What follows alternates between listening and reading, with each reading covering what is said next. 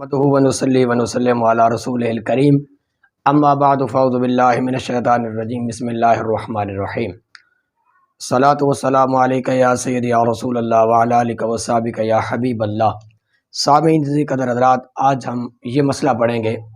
آپ کو بتائیں گے کہ کیا سنت پڑھنے والے کے پیچھے فرض نماز ہو جاتی ہے کہ نہیں۔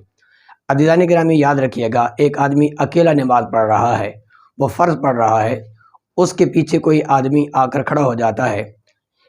تو اس شرط پر اس کی نماز صحیح ہوگی کہ دونوں کی نماز ایک ہو۔ مثال کے طور پر ظہر کی نماز ہو،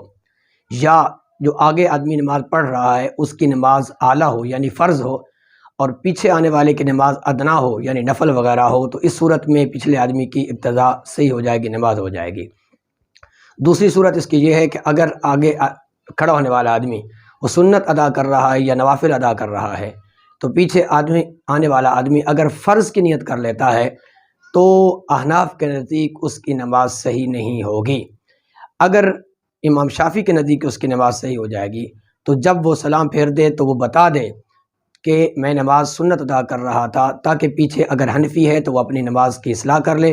اگر شافعی مسلک کا ہے تو اس کے بتانے کی ضرورت نہیں، بحث کرنے کی ضرورت نہیں، کیونکہ امام شافعی کے نزدیک نماز صحیح ہو جائے گی، چاہے آگے پڑھنے والا سنت ہو پیچھے پڑھنے والا فرض ہو، تو امام شافعی کے نزدیک اس کی نماز صحیح ہو جائے گی۔ اللہ تبارک و تعالیٰ سمجھنے کی توفیق عطا فرمائے۔